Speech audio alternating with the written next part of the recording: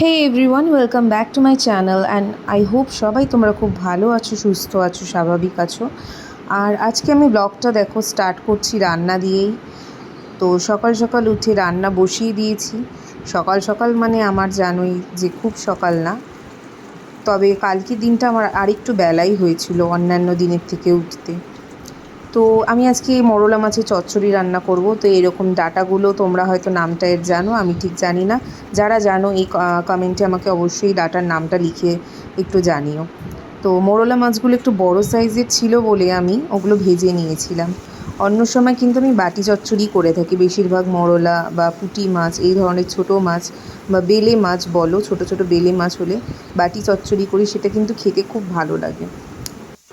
আর আমাদের বাড়িতে আবার মানে শ্বশুরবাড়ির কথা বলছি, মোরলা মাছটা আবার ভেজে এইভাবে ঝাল টাইপের করে রান্না করলে ওরা আবার সেটা ভালো খায়। যেহেতু এক একজনের টেস্ট এক এক রকম, সেখানে কিছু করার নেই আমার। তো পেঁয়াজ আর রসুনটা একটু ভাজা ভাজা হয়ে গেছে, তো আমি ডাঁটা আর আলুগুলো আগে দিয়ে ভেজে নিচ্ছি। তারপরে কিন্তু বেগুন দেবো, এটা একটু মজে এলে, একটু নরম হয়ে এলে তারপর আমি বেগুনগুলো দেবো। আমি আগেও তোমাদের এই রেসিপিটা শেয়ার করেছি কয়েকদিন আগের ব্লগে, যখন মানে আমার ননদের জন্মদিন যেদিন সেলিব্রেট হলো সেদিনকেও আমি মোরলা মাছটা এভাবেই করেছিলাম। তো এটা ঢাকা দিয়ে নিয়েছি, দেখো অনেকটা মজে এসেছে আলু আর ডাঁটাটা। আর এখন আমি বেগুনগুলো দিয়ে দেবো। বেগুনগুলো দিয়ে খানিকক্ষণ ভেজে নিয়ে তার মধ্যে যে গুঁড়ো মশলা দিই, যে হলুদ, লঙ্কা, ধনে, নুন আর একটুখানি হলুদ গুঁড়ো সব দিয়ে ভালো করে একটু কষিয়ে নিতে হবে। এর মধ্যে একটু লঙ্কা আমি চিড়ে দিয়েছি, আর লঙ্কা না বেটে দিলেও হয়। লঙ্কা আর একটু টমেটোর টুকরো দিয়ে দিলাম, দিয়ে খানিকক্ষণ নাড়াচাড়া করে ভালো করে মিশিয়ে নিয়ে সব কিছু এর মধ্যে আমি দিয়ে দেবো যে গুঁড়ো মশলাগুলোর কথা বললাম, যেগুলো আমরা প্রতিদিন রান্নায় ব্যবহার করে থাকি, সেই গুঁড়ো মশলাগুলোই দিয়ে দিচ্ছি এর মধ্যে। দিয়ে সামান্য জল দিয়ে এটা একটুখানি কষিয়ে নিতে হবে। ভালো মতো কষে গেলে আলু ডাঁটা সবই নরম হয়ে গেছে, এবার আমি ভাজা মাছগুলো এর মধ্যে অ্যাড করে দেবো। ভাজা মাছগুলো দিয়ে আর বেশিক্ষণ কিছু করতে হয় না, যেহেতু এটা চচ্চড়ি তাই জানোই যে জল থাকবে না এই রান্নাটার মধ্যে। আর সামান্য একটু আমি জল দিয়েছিলাম যাতে ভালো করে মাছের ফ্লেভারটা সমস্ত তরকারির মধ্যে চলে যায়। দিয়ে হালকা ঢাকা দিয়ে আমি এটা রান্না করে নিয়েছি। এরপর এর মধ্যে ধনেপাতা ছড়িয়ে দিলাম, ব্যাস। এবার একটুখানি চাপা দিয়ে কিছুক্ষণ রেখে দেবো, তাহলেই রান্না কমপ্লিট।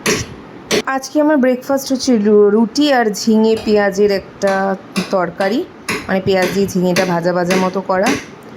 আর আমি এখন ম্যাটগুলো সব তুলে দিয়েছি, কারণ লিকেজ হচ্ছে, এই কোণা থেকে জল বেরিয়ে আসছে, এই দেখো এই কোণা থেকে। তাই জন্য সব ম্যাটগুলো তুলে দিয়েছি, কারণ ম্যাটের তলায় জল জমে যাচ্ছিলো আর ভীষণ একটা বাজে স্মেল হচ্ছিলো ঘরে। আর যেহেতু ঘরে একটা বাচ্চা থাকে, তো আমার সেভাবে এইরকম স্যাঁতস্যাঁতে ঘরে থাকা তো একদমই উচিত না, তাই ম্যাটগুলো তুলে দিলাম। 2:15 বাজে, এখন স্নান টান সেরে এলাম। আজকে অনেকটা লেট হয়ে গেল স্নান করতে, কারণ দেখাচ্ছি তোমার।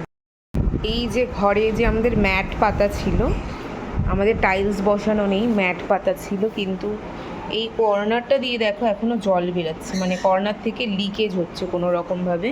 আর আমাদের এই দেওয়ালটার পেছনেই আমাদের বাথরুম আছে, জানি না কোনো রকমভাবে লিকেজ হচ্ছে, তো তলায় ম্যাটের তলায় পুরো জল জমে খুব বাজে অবস্থা হচ্ছে। আর আমাদের এখানে কাঠের আলমারি রয়েছে, তো সেটাও পচে যেতে পারে, তাই জন্য এই দিকের ম্যাটটা পুরো তুলে দেওয়া হয়েছে। আর এই সমস্ত মোছামুছি করতে করতে তো ওইগুলোই মুছতে মুছতে মোছামুছি করতে অনেকটা দেরি হয়ে গেল। এখন তাড়াতাড়ি ছেলেকে খাইয়ে দিই, তারপর আমি লাঞ্চ করব। ঘরে পুরো ম্যাটটাই দেখো তুলে দিয়েছে, আর এই দিকে দেওয়ালটাতেও ড্যাম্প আছে, তো আলমারিটা নষ্ট হয়ে যাওয়ার চান্স ছিল। আলমারিটাকে এইটা কি বলে আমি জানি না, এটার ওপর তুলে দিয়েছে, তার জন্য আলমারিটা এইভাবে মানে স্ক্রুগুলো ঢিলা হয়ে গেছে। এটা তো সেট করা, স্ক্রু ঢিলা হয়ে আলমারির অবস্থা ভীষণ খারাপ, জানি না এরপর কী হবে। আর আলমারির ওপরে যত জিনিস ছিল সব এখন খাটের ওপরে, মানে ঘরের অবস্থা ভীষণই বাজে।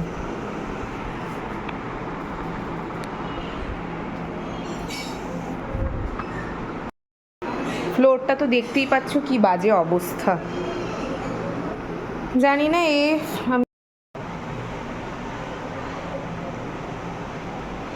এখন একটু চাটা খাচ্ছি, চা খেয়েই দৌড়ে পালাবো পড়াতে।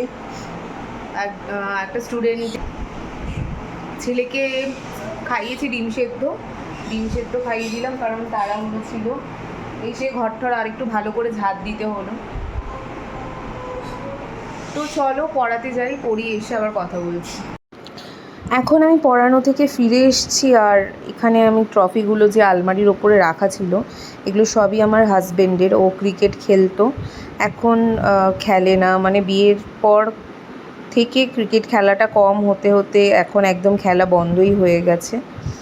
এখন অনেকটা বেশি দায়িত্ব, মানে সংসারে একটু চাপ রয়েছে আর কি, সেই জন্য আরও বিভিন্ন কারণে খেলাটা ওর বন্ধ হয়ে গেছে। তো ওই সমস্ত ট্রফিগুলো ওরই, সেগুলো পরিষ্কার করে দিচ্ছি। আর ওপরে থাকলে সেভাবে নামিয়ে তো পরিষ্কার করা হয় না, যেহেতু নামানো হয়েছে তাই ভাবলাম এগুলোকে ভালো করে মুছে টুছে ভেজা কাপড় দিয়ে ভালো করে মুছে দিচ্ছি। মানে আমাদের ঘরে স্পেশালি যেহেতু রাস্তার ধারে, মেন রোডের ওপর আমাদের বাড়িটা, প্রচুর ধুলো হয়, প্রচুর ডাস্ট হয়, মানে প্রতিদিনই ডাস্টিং করতে হয়। এখন বাজে 9:40। এই সব ঘর আমি পরিষ্কার করলাম, বেড কাভারটা চেঞ্জ করলাম, সমস্ত নোংরা জিনিস ওর বাবা মানে বেডের ওপর রেখেছিল, সেই চাদরে তো আর শোয়া সম্ভব না, সব চেঞ্জ করলাম। আর এই দেখো মাটির মানে মেঝের সাইডে এভাবে বাকি ট্রফিগুলো রেখেছি, আর কিছু কিছু ট্রফি ওপরে তুলে দিয়েছি ড্রেসিং টেবিলের। আর মেঝেটাও ভালো করে ধুয়ে মুছে নিয়েছি, একটু সার্ফের জল দিয়ে মুছতে হলো, যেহেতু এতদিন ম্যাট পাতা ছিল, তাই ভালো করে পরিষ্কার করে নিলাম। বেড কাভারটাও চেঞ্জ করে দিয়েছি। আর ইনি এখন পড়তে বসেছেন, পড়া মানে ওর তো বুঝতেই পারছো, ছবি দেখা আর কি। তাও কয়েকটা নাম ওকে আমি শেখাচ্ছি, সেই নামগুলো মোটামুটি বলতে পারে। খেলার ছলেই আর কি বইগুলো ওকে আমি দিয়েছি, যাতে ফটোগুলো দেখেও একটু মজা পায়। তো আমি ব্লগটা আজকে এখানেই এন্ড করছি। আই হোপ ব্লগগুলো তোমাদের ভালো লাগছে, আর ভালো লাগলে অবশ্যই আমার ভিডিওতে একটা লাইক কমেন্ট শেয়ার করে দেবেন। আর সুস্থ থাকবে সবাই, ভালো থাকবে, সাবধানে থাকবে। Tata, good night.